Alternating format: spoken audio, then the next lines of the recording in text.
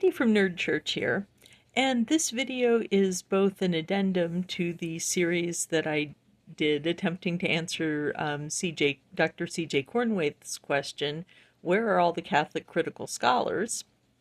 As well as a continuation of my series on the conclave, because the person that I want to talk about today is a Catholic critical scholar, and he's someone who was considered papabile, that is, popeable, in the 2025 conclave, and because of his age, may actually be papabile in the next conclave whenever that happens. I am referring to, of course, the man in the thumbnail, Cardinal Pier Battista Pizzaballa. Now, Cardinal Pizzaballa, yes, we could have had a pizza pope, was being discussed really heavily prior to the conclave as kind of an outside dark horse candidate. On the 8th, I'll be breaking down all of the papabile and the reasons for and against each person that may have influenced the ultimate election of Pope Leo. In the case of Cardinal Pizzaballa, there were really three major factors that caused him to not become Pope. It was because he was relatively young. He was born in 1965. Yes, my friends, Gen X has entered the chat, and the Roman Curia. He is, so he's quite young. So electing a man who's 60, would basically ensure another extremely long papacy. And one thing that the cardinals seem to have decided after the 27-year papacy of John Paul II is that having a papacy where the same guy is pope for literally an entire human generation is probably not the best thing for the church. So it was very unlikely that such a young man was going to be selected. The other factor is that Pizzaballa is not particularly a fan of synodality. He's a fan of the Pope being the man in charge, and that's how it is. And that's a healthy attitude for him to have. Not, which comes to the other reason why he probably didn't become Pope. It's because he is the Latin Patriarch of Jerusalem, and he has been the Latin Patriarch of Jerusalem since 2020, and he has been living and working in Israel since 1995, and they were genuinely reluctant to take the most experienced, smartest, and well-connected person that the Vatican had in working in an incredibly sensitive and dangerous part of the world, to pull him out, put him in Rome, where he has to worry about a whole bunch of stuff that he has never had to worry about before, and putting a new guy in place who's going to feel like the Pope knows more about his job than he does. So that was another reason why Cardinal Pizzaballa wasn't selected. Notice I didn't say it's because he's a critical scholar. So let's talk about how Cardinal Pizzaballa became a biblical scholar. Okay, so he was born in a very rural part of Italy, and then went into the clergy and went to seminary, where he obtained a degree, a certificate in classical studies, and a BA in theology. He then um, was he then requested to pursue graduate studies, which he had hoped to do at one of the very fine Roman Catholic institutions in Rome. They sent him to a Franciscan academy in Jerusalem, where, after a year, it was decided that he would benefit by going to the Hebrew University of Jerusalem. Yes, I said the Hebrew University of Jerusalem. He was there from 1995 until 1999, where he graduated with a PhD. I haven't been able to find out precisely what his area of concentration was, or what his thesis was about, or rather his thesis or his dissertation. So if anybody has connections at Hebrew University and can find out what was Cardinal Batista's dissertation on and what did he write about, I would be very interested to find out that information. What we do know is that in most of his classes, he was the only person who wasn't Jewish, and he was the only person who was a native Hebrew speaker. As he likes to explain it, when he got to, well, probably not the only person who wasn't a native Hebrew speaker, but definitely the only person who did not have a great deal of exposure to Hebrew growing up. As Cardinal Batista likes to explain it, when he got to Jerusalem, he spoke Italian and the dialect of Italian that people in his part of Italy speak. He learned Hebrew really, really well. He reads biblical Hebrew. He also speaks modern Hebrew very, very well. His modern Arabic is actually not great. He can give a few pleasantries, but he doesn't really speak Arabic. This is important, right? Because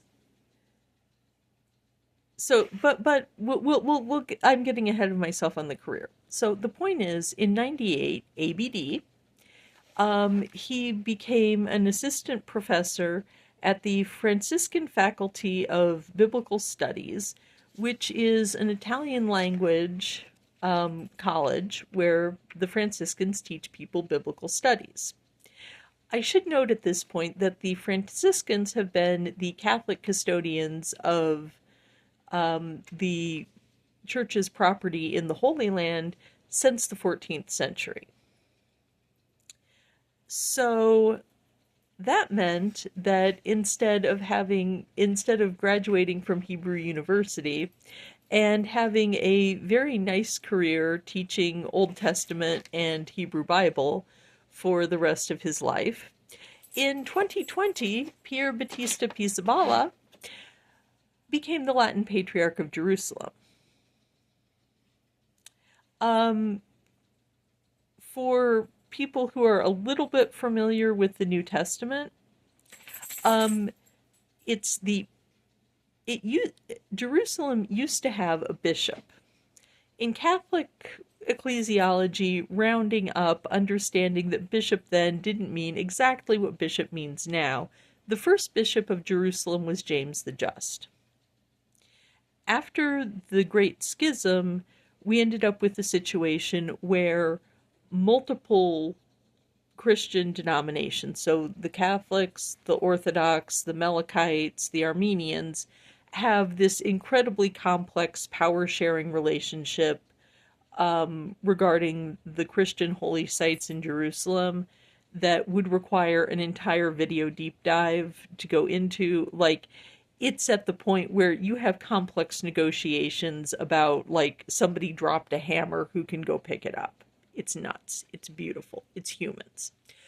the point is that Pizzaballa gets pulled and tapped to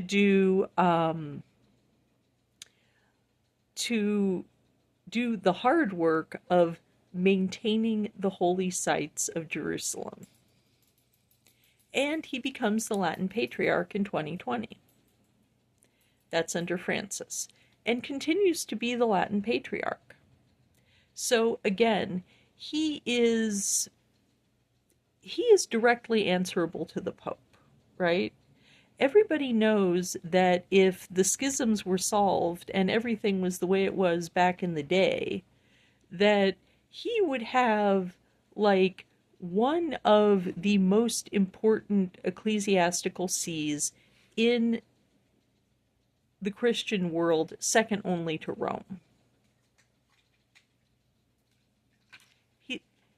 And being a critical scholar did not get in the way of that. It's just that, eventually he quit being able to make his living doing biblical studies, and he became the Latin Patriarch of Jerusalem, where basically he gets to defuse bombs all day. What do I mean by that? Well, there's a reason why I didn't start talking about this until I'm like 11, almost 12 minutes in. There have been some increasing incidents of anti-Christian violence. A lot of it perpetrated against people who are visibly Christian. So that's Catholic and Orthodox clergy and religious, including nuns. And there have been an increase in assaults that appear to be carried out by a very specific and very annoying subset of Jewish people.